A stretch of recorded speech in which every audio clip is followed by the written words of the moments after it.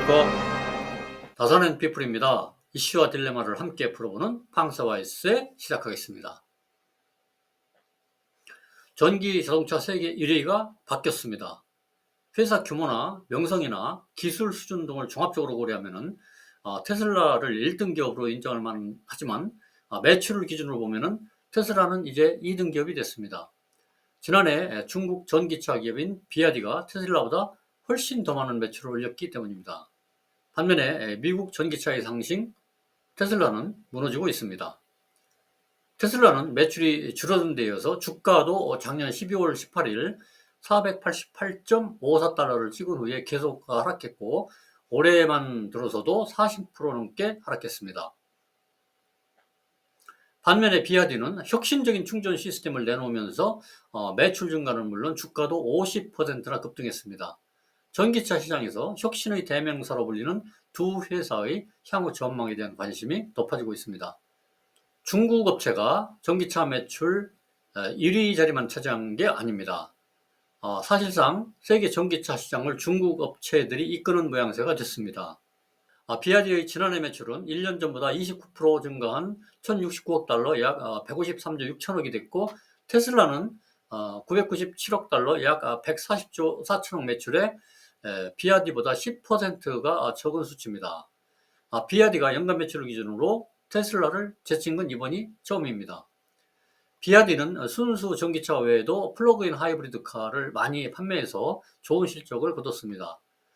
비아디는 생산량의 약 90%를 자국인 중국에 팔고 있는데 내수 시장이 비아디의 고속 성장에 큰 도움을 줬습니다. 올해 1분기에도 비아디의 상승세는 계속됐습니다. 비아디의 1분기 판매량은 지난해 1분기와 비교해서 59.8%가 늘어난 100만 800대로 집계됐습니다. 해외 시장도 적극적으로 공략하고 있는데 1분기 해외 판매량은 20만 6,080대로 지난해 대비 110% 급증했습니다. 기술 면에서도 비아디는 테슬라를 우협하고 있습니다. 최근에 비아디는 단 5분 충전으로 440km를 주행할 수 있는 혁신적인 기술을 발표해서 자동차 업계를 놀라게 했죠.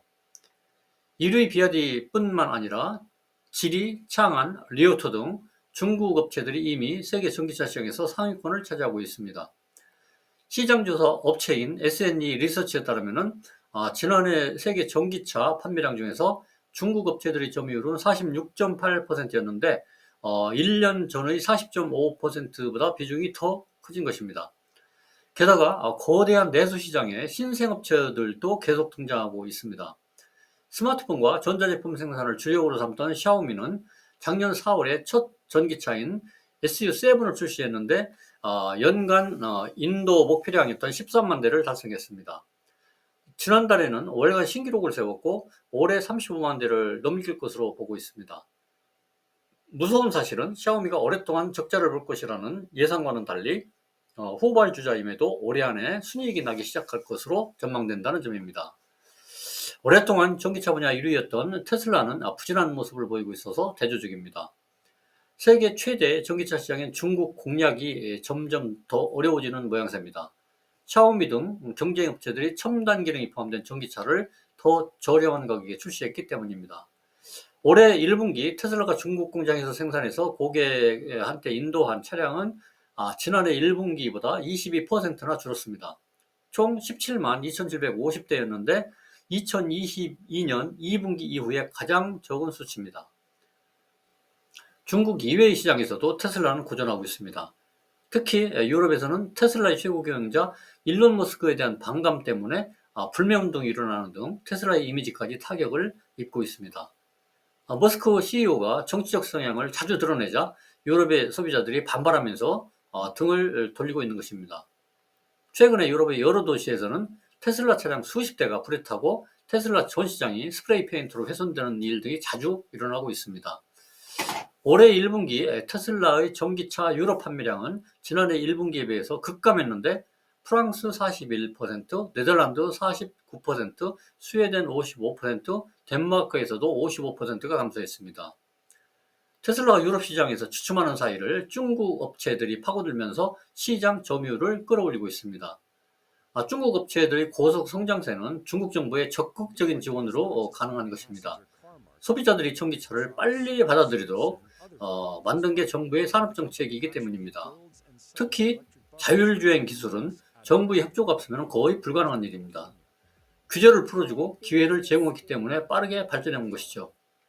비아디의 약진은 인해 전술처럼 공급되는 양질의 연구 인력이 뒷받침한 면도 있습니다.